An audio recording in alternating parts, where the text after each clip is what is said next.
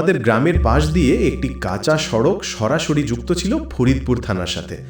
সড়কটা ছিল 3টি গ্রামের কৃষকদের কৃষি জমির মাঝ বরাবর। 1971 সালে মুক্তিযুদ্ধের কোনো এক সময় পাকিস্তানি সৈনিকদের একটি ছোট বাহিনী সেই রাস্তা দিয়ে গ্রামে প্রবেশ করার চেষ্টা চালিয়েছিল, কিন্তু আমাদের গ্রামের সাথে রাস্তাটির সংযোগ সড়কের একটা অংশ কাটা থাকায় তারা গ্রামে প্রবেশ করতে ব্যর্থ হয়।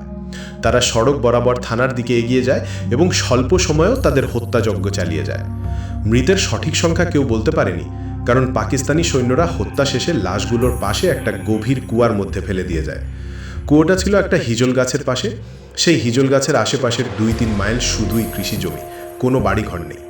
সেই কুয়োর কোনো নিশানা আজ পাওয়া না গেলেও হিজল গাছটা ঠিকই সাক্ষী হয়ে আছে সেই নৃশংস হত্যাযজ্ঞের। এই হিজল গাছ আর কুয়ো নিয়ে অনেক গল্প চালু আছে গ্রামে। রাতের বেলা অনেকেই নাকি এই গাছের পাশ দিয়ে যাবার সময় পানি পানি বলে আর্তনাদ করতে শুনেছে। আজও নাকি হিজল গাছের পাশ দিয়ে আসার সময় মানুষ পথ হারিয়ে ফেলে। হিজল গাছ থেকে গ্রামের দূরত্ব আধা মাইলের মতো। ফরিদপুর থেকে রাতের বেলা বাড়ি ফেরার সময় অশরীরী কণ্ঠ শুনেছে এমন অনেক মানুষের দেখা পাওয়া যায় গ্রামে। এমনকি রাতের বেলা গ্রামে ফিরতে গিয়ে আধা মাইল পথ সারা রাতেও পার হতে পারেনি এমন মানুষও কম নেই গ্রামে। বেতুয়ান গ্রামের পাশের গ্রাম রামনগর।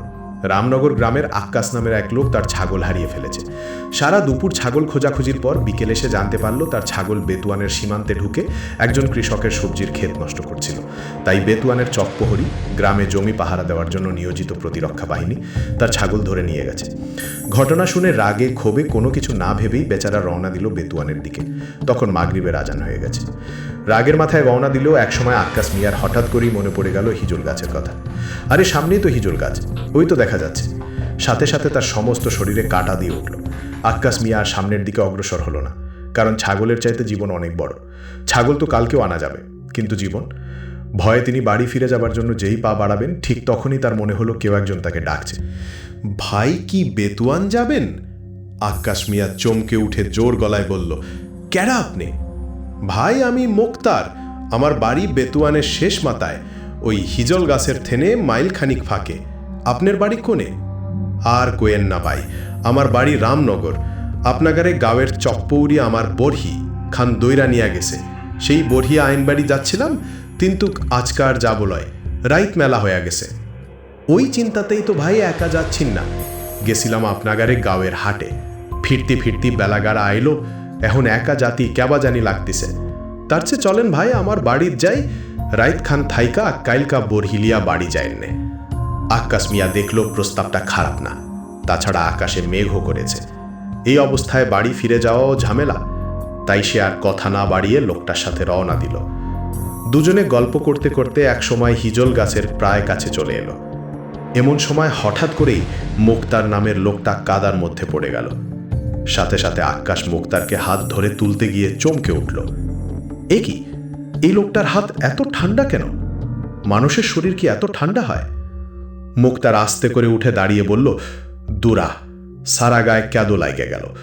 চলেন ভাই, সামনের কুয়োত যাই, হাত মুখ ধুইয়া আসি। কথাটা বলেই মুক্তার আক্কাসের উত্তরের অপেক্ষা না করেই কুয়োর দিকে পা বাড়ালো। আক্কাসের শরীরে ভয়ের শীতল স্রোত বয়ে গেল। কুয়োটা অনেক দিন আগে থেকেই পরিত্যক্ত, সেখানে পানি আসবে কোথা থেকে? হঠাৎ আকাশে বিদ্যুৎ চমকে উঠল। বিদ্যুতের আলোতে আক্কাস স্পষ্ট দেখতে পেল মুক্তারের পা নেই। সারা শরীর কেমন জানি একটা ঝাঁকি দিয়ে উঠল আক্কাসের। তাহলে মুক্তার মানুষ না, আবার এত রাতে তাকে কুয়োর দিকে নিয়ে যাচ্ছে।